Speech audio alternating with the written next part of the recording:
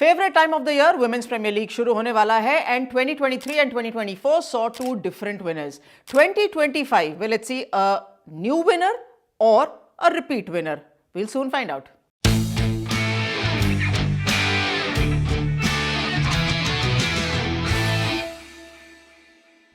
स्वागत है आपका डिफरेंट स्ट्रोक्स में and let's start from the champion side. RCB royal Challengers Bengaluru, जिन्होंने 2024 के अंदर WPL टाइटल उठाया था. भाई उन्होंने IPL टाइटल भी नहीं उठाया तो कम से कम WPL ट्रॉफी, इतना अच्छा सेलिब्रेशन देखा हमने. स्मृति मांदना ने जब टीम और ट्रॉफी चिन्नास्वामी पे लेके गए तो वहां से शुरू करेंगे एंड देखेंगे कि क्या हुआ पिछले सीजन में और क्या हुआ अभी जो सीजन शुरू होने वाला है इस बीच में. पहले नजर डालते हैं स्क्वाड के ऊपर, क्योंकि ऐसे कुछ खबरें आई कि कुछ खिलाड़ियों को खिलाया नहीं तो उन्होंने विड्रॉ कर लिया. मैं केट क्रॉस की बात कर रही हूँ. सोफी डिवाइन ने कहा कि मैं टाइम ऑफ चाहती हूं तो वो नहीं आ रही एंड सोफी मोलिनो इंजर्ड है तो वो भी नहीं है.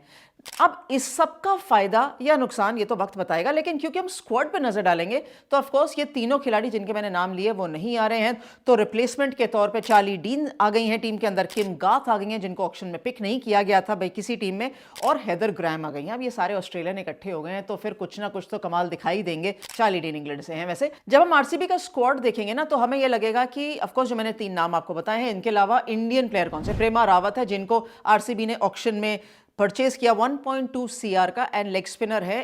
इंप्रेशन बहुत अच्छा है क्योंकि ऑफकोर्स उत्तराखंड से खेल रही हैं, लेकिन क्या उनको मौका मिलेगा या नहीं वील नो. उसके अलावा राघवी बिष्ट भी हैं एंड मैं इस प्लेयर से काफ़ी इंप्रेस्ड हुई थी जब ये T20 मुकाबले खेली थी अगेंस्ट वेस्ट इंडीज अभी बस कुछ महीने पहले. सो इनको भी अपॉर्चुनिटी मिलेगी and I think A player to watch out for will be Raghvi Bisht for me, क्योंकि she would want to make an impression. Of course पूरा सीजन बहुत इंपॉर्टेंट रहने वाला है. तो स्क्वाड में ना ये कुछ नए नाम दिखेंगे, कुछ पुराने नाम ऑफ कोर्स वहीं देखेंगे आपको. ऋचा घोष, स्मृति मांदना दिखेंगी, लेकिन जो फिटनेस से वापस आ रही होंगी वो है Kanika Ahuja, S Asha and Shriyanka Patil. अब ये इन्होंने डोमेस्टिक क्रिकेट कितनी खेली है? बहुत ज़्यादा ऑफकोर्स नहीं खेली है, क्योंकि परफॉर्मेंस अगर होती तो ये चैंपियन टीमों में होते. ये तीनों ही चैंपियन टीमों में ऐसा कुछ खास इंप्रेशन जमा कर नहीं आए. सो स्पिन डिपार्टमेंट में श्रियंका पाटिल एंड एस आशा हैं. अब क्योंकि स्क्वाड में थोड़े बहुत बदलाव है, जो चैंपियन टीम है वो नहीं है, चैंपियन टीम के 2 प्लेयर नहीं है, लेकिन अच्छी चीज़ ये है कि हेदर ग्रैम उस लाइनअप में थी. फाइनल की बात कर रही हूँ. एलिस पेरी उस लाइनअप में थी जब जीती. ऋचा घोष उस फाइनल में थी, स्मृति मांदना उस फाइनल में थी, एस आशा थी. तो कम से कम इनको ये पता है कि ये टेस्ट ऑफ सक्सेस कैसे होता है. अब बात करते हैं कि ऋचा घोष की जो डेवलपमेंट रही है from 2023 to 2024 as a player and of course for Indian team, but हम आरसीबी की बात कर रहे हैं, वो अच्छी रही है. सो 23 के अंदर अगर उन्होंने 138 रन किए थे, क्योंकि मैचेस भी कम खेले थे, लेकिन उनका स्ट्राइक रेट 135 था. 2024 आते हुए जब तक फाइनल जीते, और in fact she was there in the centre जब आरसीबी फाइनल खेली थी, तो 257 रन किए. दैट मींस उनकी रिस्पॉन्सिबिलिटी 9 मैचेस में और बढ़ गई थी एंड उनका जो स्ट्राइक रेट है वो भी बेटर हो गया था, क्लोज टू 142 था. So that's an improvement. Ellyse Perry improvement हम दिखा चुके हैं, हम इतना थ्रू आउट बात कर चुके हैं कि वो अपनी bowling and batting and of course contribution से, स्पेशली लास्ट के दोनों मुकाबले तो वो ऐसे ही जिता गई. लास्ट बट 1 से शुरू करते 3 मुकाबले बैटिंग बॉलिंग से ही जिता गई, फील्डिंग से ही जिता गई आरसीबी को. So she is a massive asset.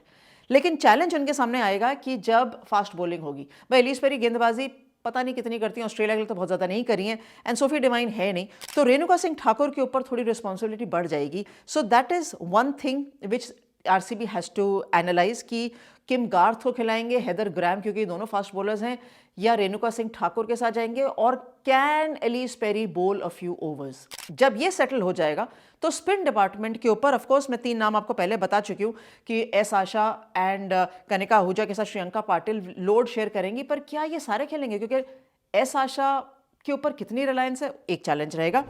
उसके अलावा जोशिता भी हैं इस लाइनअप के अंदर, वो अंडर 19 टीम का हिस्सा थी अभी जो इंडियन टीम जीती. So she might get a look in, क्योंकि वो सीम बॉलर हैं. तो एक जो 2-3 जगह रहेंगी ना इस लाइनअप के अंदर वो मैटर करेंगी. और वो मैटर कहाँ से करती है कि आपके फॉरेन प्लेयर्स कौन से हैं. भाई आप कम से कम आप एलिस पेरी के साथ मैच में जाना चाहेंगी, आप किम गार्थ को इंक्लूड करना चाहेंगे, लेकिन आपके पास जो जॉर्जिया वेरम है ना वो ऑलराउंडर. तो मुझे लगता है ये 3 प्लेयर तो स्ट्रेट फॉरवर्ड आपके इस लाइनअप में होने चाहिए एज इंटरनेशनल प्लेयर्स. अब चौथे के ऊपर टॉसअप पे डिपेंड करता है कि आपके इंडियन प्लेयर कैसे खेलते हैं एंड आप वो टीम बैलेंस कैसे कर पाते हैं. Smriti Mandhana has been of course the captain, successful captain है, तो उनके सामने बहुत लंबा सवाल है नहीं, लेकिन सवाल ये रहेगा कि ये टीम बैलेंस कैसे करेगी. घर में भी मैचेस खेलेंगे, वडोदरा से शुरू करेंगे और घर में भी मैचेस खेलेंगे, तो उनके लिए प्लस पॉइंट है। सबके लिए प्लस पॉइंट नहीं है, लेकिन आरसीबी के लिए ऑफ कोर्स एक बार फिर कप उठाने का बहुत सुनहरा मौका है, because it's a well balanced team.